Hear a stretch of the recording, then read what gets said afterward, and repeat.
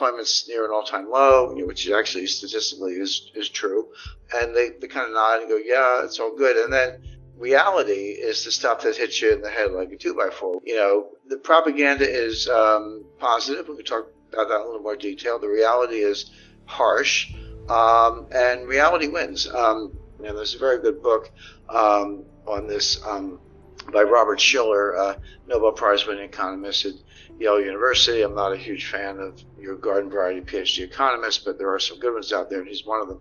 He wrote a book about, 2 years ago, maybe a little bit less, called Narrative Economics. And he said, we got all the models and Phillips curve and wealth effect and various quantity theory money, and some have a place, some are more valuable than others, but don't underestimate the power of a narrative. A narrative is a story. It's basically it's a fancy name for a story, but a story that persists, that grows.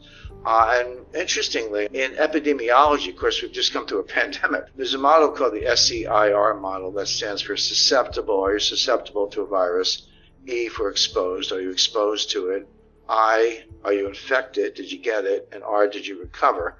The difference between I and R are people who died. But it's a model, and it's mathematically based, and it's empirically validated of how viruses spread exponentially. And you can also use it to forecast how a virus is going to go. Well, what Shiller did, he took that model, moved it over to economics, and took a narrative kind of like a virus, not in a negative sense, but just as something that spreads. And it can be very powerful, and then eventually may die out in reverse, but it can be powerful in the meantime.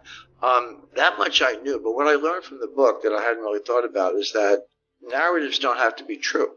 They can be true, and they can be very powerful, but a narrative can be false and still be powerful. If it's the self-fulfilling prophecy, if enough people believe it, it sort of becomes the reality to some extent, even if it's based on false premises. He gives an example during the Great Depression. The Great Depression really was two technical recessions, but there was a period from 1929 to 1933, election of Franklin Delano Roosevelt. Then there was another period from 1933 to 1937. The 37 and 1940 part we leave aside for this purpose. But during the first part of the Great Depression, unemployment was high, output was dropping, trade was dropping. It was a very, very bad time, no doubt about it. But not everybody was out of work. Not everybody was poor. There were a lot of people with a lot of money at the time. But it was felt that being ostentatious was poor form. It's like, okay, I'm lucky I have a job, I've got some money, but I'm not going to buy a new car, buy a big house, or flash it around or whatever, because it's really not considerate of all the people who actually have fallen on hard times. Well, that was the narrative, but it's the worst possible economic advice, because it's precisely the fact that people with the money should keep spending that kind of can boost the economy out of a depression. So by people saying, well, even though I have the money, I'm not going to spend it because it's poor form, we're actually prolonging the Great Depression. Now, when FDR came along, he was elected in 1933, became president in 1934, the psychology turned 180 degrees, and all of a sudden, the Democratic campaign saw was happy days are here again, and FDR seemed to solve the banking crisis and so forth, and all of a sudden it became okay to spend money. Well, in the middle of the Great Depression, 1934 to 1936, those were some of the strongest years ever for the stock market. And unemployment did come down a lot. Now, the problem is it came down from like 25% to 15%. Well, 15% is still, painfully high, but it was a big move in the right direction. So he describes how the narrative flipped from don't spend money, it's poor form, to, go spend money and help the economy. None of that is taught in business school. It's not taught in economics. It can be modeled using this epidemiology model, but it doesn't fit into any of the standard macroeconomic models. But it's powerful stuff. And so today what's going on is that the White House is trying to push a narrative, and they're failing badly. But they'll say, if you listen to deliberations among White House officials, some of the stuff leaks to the press, and I know some of these people, it's like, the economy's great, unemployment's really low, we've created all these jobs since the pandemic, but we're doing a really bad job of messaging. The point is, they're inside the White House, they're frustrated that the positive economic story is not getting out. The correct analysis is that there is no positive economic story. The economy is in terrible shape. The problem is not the messaging, it's the message And this is why I say the propaganda from the White House that things are great is at odds with the reality, which is things are not great. Let me give you some specific data points because, as I say, I don't like to make statements like this without backing it up.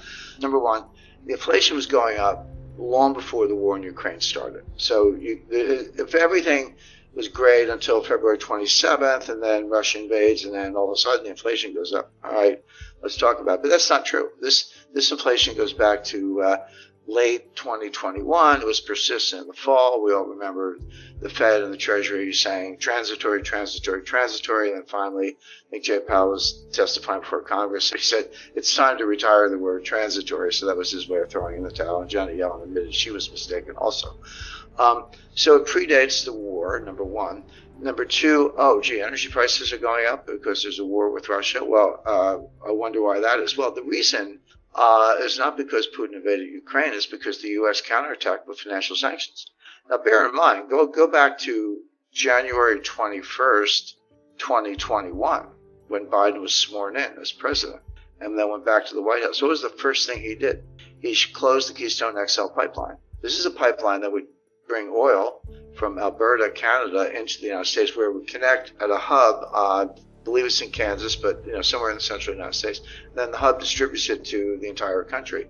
So he shut down that pipeline, which curtailed the supply of oil from Canada. Then ended new leasing, oil and gas exploration leasing of federal lands. Handicapped the fracking industry, took a number of other steps using environmental tools, climate alarm, government subsidies, etc., to basically, to the extent possible, shut down the U.S. energy industry as much as possible. Now, you can't shut down completely, of course, but everything happens at the margin. And then we end up with oil prices doubling or tripling, really, from $40 to $120 in under a year, which is comparable to what happened in 1973 with the Arab oil embargo. And then Biden wakes up and says, guess we need more oil. And so he wants to reopen leasing. I said we shut it down. They did, but he wants to reopen it. He's begging Saudi Arabia to pump more. Saudi Arabia's kind of not returning his phone calls. He's begging Venezuela to pump more. Oh, great. The greatest pariah dictator in the Western Hemisphere, and we're begging him for oil. So why don't we drill our own oil? Because we were a net exporter up until 2021, and then Biden came in. We lost that edge and became a net importer, including recently buying oil from Russia. They curtailed that for political reasons, but that's kind of where we got to. So you wonder why the price of energy is going up. In other words, this damage was self-inflicted, but don't be misled by the headlines because they're, again, this narrative, but they're not actually doing it. So the point being, the price increase and the inflation in the U.S. has very little to do with Putin and everything to do with the U.S. handicapping its own energy industry, begging dictators for oil, and the influence of the climate alarmists. And by the way, that whole crowd want higher gas prices. They want gas to be $7, $8, $9 a gallon because they expect that will accelerate the transfer to electric vehicles and make the electric vehicle more attractive relative to the internal combustion engine. Now, that's another fantasy. It won't happen. We don't have time to go through all the physics of it.